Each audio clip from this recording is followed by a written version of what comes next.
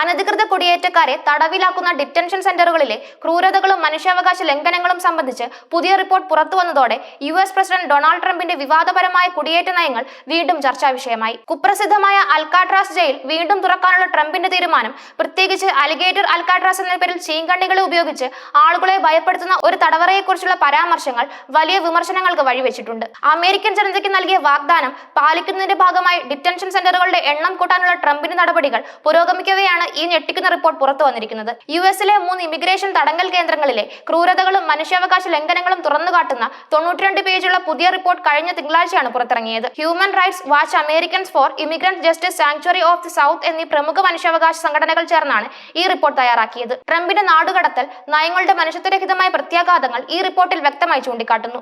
ഈ കേന്ദ്രങ്ങളിൽ തടവിലാക്കപ്പെട്ടവരുടെ മൊഴികൾ, ജയിൽ രേഖകൾ, ഉദ്യോഗസ്ഥരുമായുള്ള അഭിമുഖങ്ങൾ എന്നിവയെല്ലാം ഈ റിപ്പോർട്ടിന്റെ ആധികാരികത വർദ്ധിപ്പിക്കുന്നു.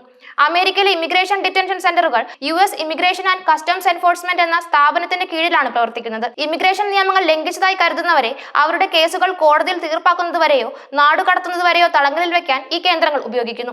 2023 ജൂൺ വരെയുള്ള ICE ഡാറ്റ അനുസരിച്ച് അമേരിക്കയിൽ ഇത്തരം 200-ലധികം ജയിലുകളും ഡിറ്റൻഷൻ സെന്ററുകളും ഉണ്ട്. ഇവയിൽ 90% സ്വകാര്യ കമ്പനികളാണ് നടത്തുന്നത് എന്നത് ശ്രദ്ധേയമാണ്. ഈ സ്വകാര്യവൽക്കരണം പലപ്പോഴും ലാഭം മാത്രം ലക്ഷ്യമിട്ട് മനുഷ്യാവകാശ ലംഘനങ്ങൾക്ക് വഴിവെക്കാറുണ്ടെന്ന് വിമർശകർ ചൂണ്ടിക്കാട്ടുന്നു. പുതിയ റിപ്പോർട്ടിലെ ഏറ്റവും ഞെട്ടിക്കുന്ന കണ്ടെത്തലുകളിലൊന്ന് തടവുകാർക്ക് ചികിത്സ നൽകുന്നതിൽ ഈ കേന്ദ്രങ്ങളിൽ ഗുരുതരമായ വീഴ്ചയുണ്ടായിട്ടുണ്ട് എന്നതാണ്. ക്രോം ഡിറ്റൻഷൻ സെന്ററിൽ തടവിലാക്കപ്പെട്ട 44-കാരനായ യുക്രൈനിയൻ പൗരൻ മാക്സിം ചെർന്യാക് എന്നയാളുടെ ദാരുണമായ അനുഭവം ഇതിന് ഉദാഹരണമാണ്. മാക്സിമിന്റെ ആരോഗ്യനില വഷളായപ്പോൾ ഭാര്യ ഗാർഡുകളെ വിളിച്ചെങ്കിലും അവർ പ്രതികരിക്കാൻ തയ്യാറായില്ല. സമയമേറെ വൈകി മാത്രമാണ് അവർ മാക്സിമിനെ സ്ട്രക്ചറൽ ആശുപത്രിയിലേക്ക് കൊണ്ടുപോയത്. എന്നാൽ ജയിൽ അധികൃതർ പിന്നീട് അറിയിച്ചത് മാക്സിം ബ്രെയിൻ മരണപ്പെട്ടു എന്നാണ്. സമയബന്ധിതമായി ചികിത്സ ലഭിച്ചിരുന്നെങ്കിൽ മാക്സിമിന്റെ ജീവൻ രക്ഷിക്കാമായിരുന്നു എന്ന് റിപ്പോർട്ട് പറയുന്നു. ഇത്തരം ഒന്നിലധികം സംഭവങ്ങൾ ഈ കേന്ദ്രങ്ങളിൽ റിപ്പോർട്ട് ചെയ്യപ്പെട്ടിട്ടുണ്ട്. അടിയന്തര വൈദ്യസഹായം പോലും നിഷേധിക്കപ്പെടുന്നത് തടവുകാരുടെ ജീവന് ഭീഷണിയാകുന്നു. ഈ തടങ്കൽ കേന്ദ്രങ്ങളിൽ തടവുകാരെ പലപ്പോഴും മൃഗങ്ങളെ പോലെയാണ് കൈകാര്യം ചെയ്യുന്നത്. ക്രോം ഡിറ്റൻഷൻ സെന്ററിലെ തടവുകാർ പറയുന്നതനുസരിച്ച് ഉൾക്കൊള്ളാൻ കഴിയുന്നതിന്റെ ഇരട്ടിയിലധികം ആളുകളെയാണ് അവിടെ തടവിലാക്കിയിരിക്കുന്നത്. ഇത് കടുത്ത തിരക്കിനും ശുചിത്വമില്ലായ്മയ്ക്കും കാരണമാകുന്നു. ഈ മനുഷ്യാവകാശ ലംഘനങ്ങൾക്ക് പിന്നിൽ ട്രംപിന്റെ കടുത്ത കുടിയേറ്റ നയങ്ങളാണെന്ന് റിപ്പോർട്ട് വ്യക്തമാക്കുന്നു. പ്രതിവർഷം 10 ലക്ഷം പേരെ നാടുകടത്തുമെന്നായിരുന്നു ട്രംപിന്റെ തിരഞ്ഞെടുപ്പ് വാഗ്ദാനം.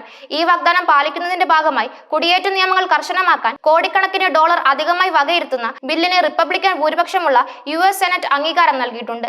ഇമിഗ്രന്റ് ക്രിമിനാലിറ്റി വ്യാപകമാണ് എന്ന തെളിവില്ലാത്ത വാദത്തെ അടിസ്ഥാനമാക്കിയാണ് ഈ നയങ്ങൾ നടപ്പാക്കി വരുന്നത്. ട്രംപ് അധികാരമേറ്റ ശേഷം തടവിലാക്കപ്പെട്ടവരുടെ എണ്ണം വലിയ തോതിൽ വർദ്ധിച്ചു. ഫ്ലോറിഡയിലെ അലിഗേറ്റർ അൽക്കാട്രാസ് പോലുള്ള പുതിയ ഡിറ്റൻഷൻ സെന്ററുകൾ സംസ്ഥാന ഫണ്ടിങ്ങിലൂടെയാണ് നിർമ്മിക്കപ്പെടുന്നത്. കുടിയേറ്റക്കാരെ തടവിലാക്കാനുള്ള കൂടുതൽ സൗകര്യങ്ങൾ ഒരുക്കുന്നതിന്റെ ഭാഗമാണിത്.